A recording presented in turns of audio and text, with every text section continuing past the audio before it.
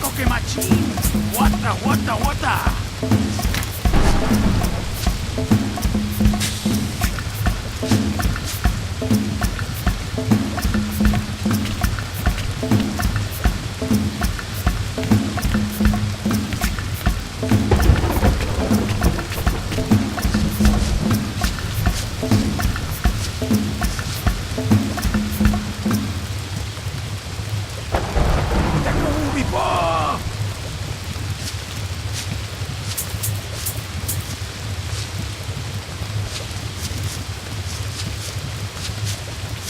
Chuta, calla!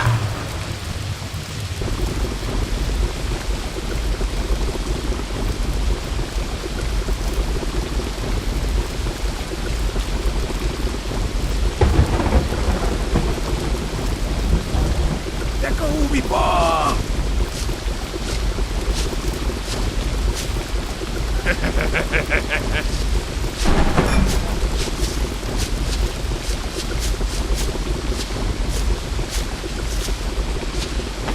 Coque machine! Water!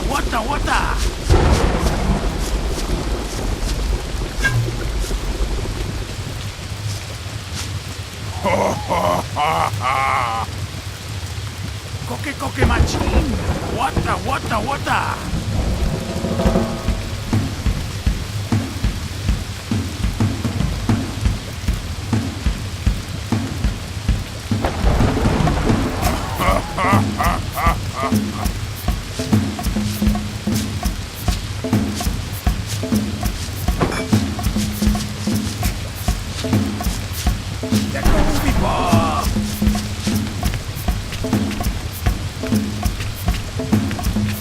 Chuta, calla!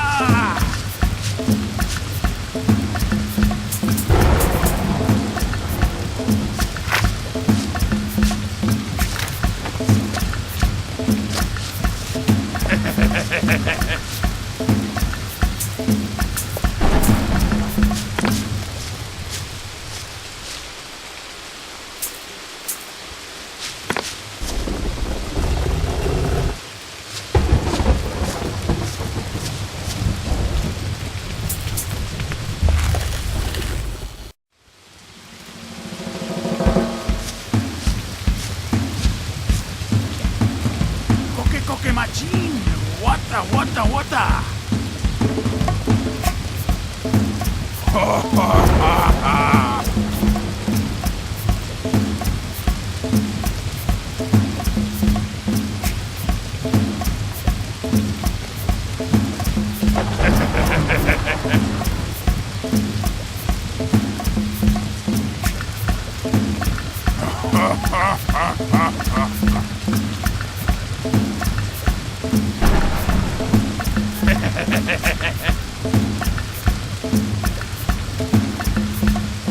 Teka ubi pa!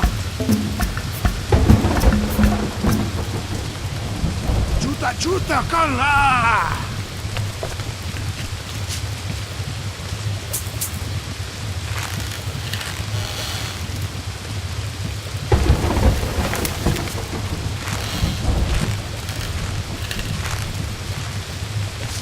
Mai no bowen, teko.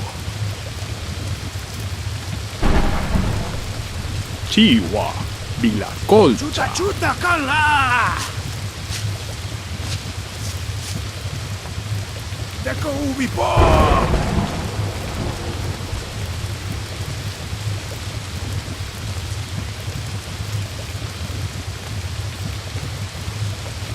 Coque machine!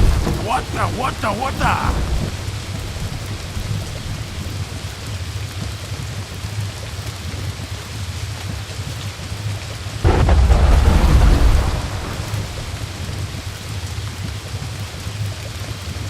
Chuta, calla!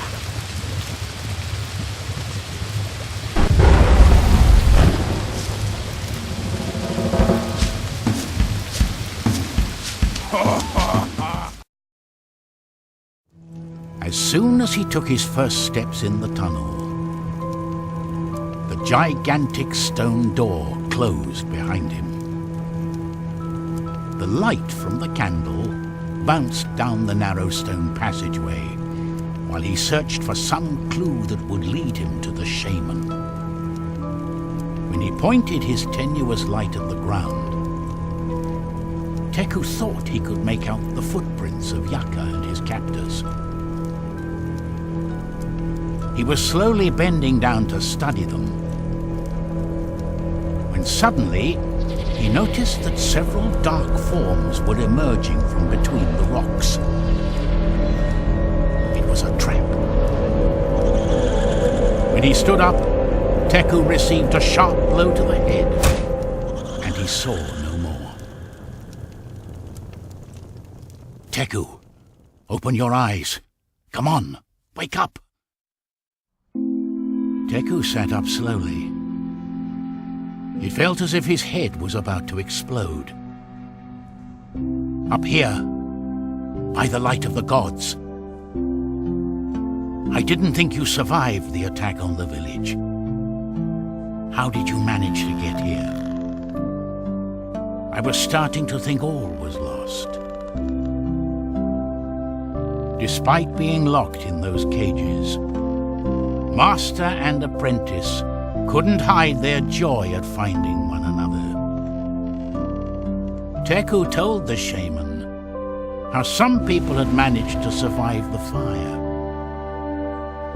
He spoke of his adventure in the marshes, of how the monkeys had carried him in flight through the trees. Yaka was astonished by what his apprentice was telling him. They talked about this for a long time. Then Teku asked about the strange creature they all worshipped in the painting on the wall of the cabin.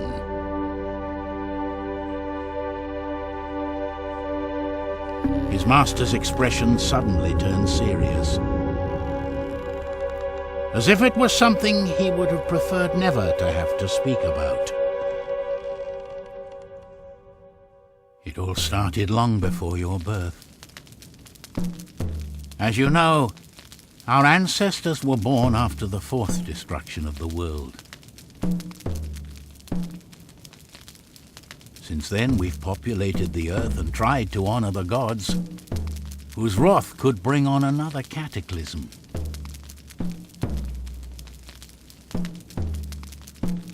Living in harmony and respecting this world should be our very nature, no? But there is something inside us, a dark corner inherited from the primeval night, that makes us place greed and power before all the good we might create. The confrontations between tribes started up again, and fire, once a symbol of wisdom and a sacred gift from the creators, began to be used for destruction. We seemed doomed to repeat our fate. But this time we weren't alone. After the first eons, a creature of great power rose up in the mountains. A gigantic being with the face of a bird,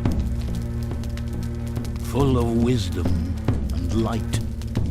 It showed us how to rebuild the cities and recall the teachings the ancients had forgotten. The tribes called him Tezca. It's the same creature you saw in that painting. But the monster Teku had seen in the painting was terrifying, more like a tyrant than a wise leader. His deep, almond-shaped eyes reflected insanity. Seeing his apprentice so confused, Yaka continued with his story. For a time, under the teachings of Tezca, the ancients were able to prosper. Until, little by little, they started to worship him as a god. Then some of them started to perform sacrifices in his honor to gain his favor and attention. In this new situation, the tribes became divided. Some started to capture prisoners from other villages to offer up in sacrifice to Tezca. Others abandoned their homes in search of some place far from all that madness. Our ancestors even dared to cross the sea. But that night, we met up with our past again. There was something in that story Teku couldn't understand. As he was telling it, the shaman vacillated, as if he were hiding something. Why would a creature as wise and good as the one Yaka was describing allow itself to be seduced by terrible sacrifices? Nevertheless, before he could ask, the conversation was cut short.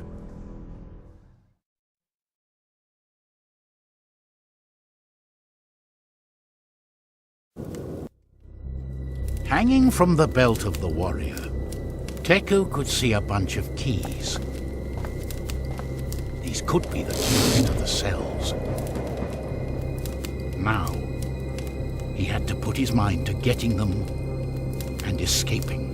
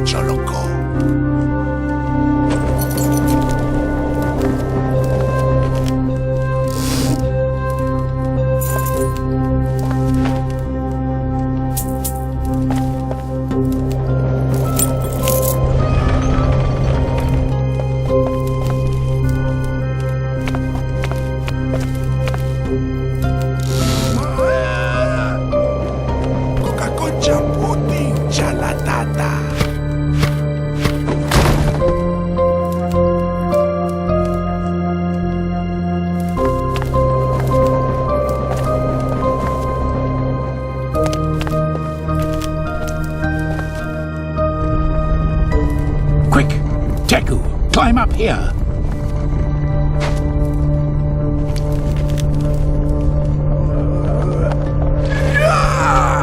Get back!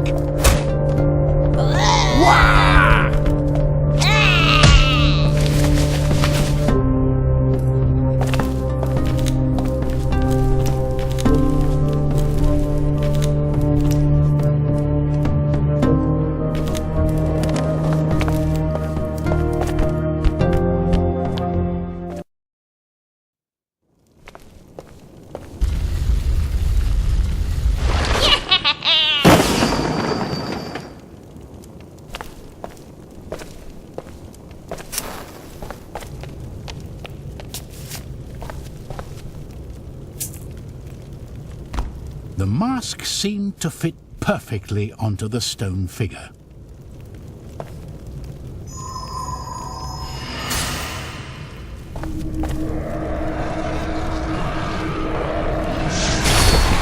The ancient sacred mount, the Daewoo's, was before him.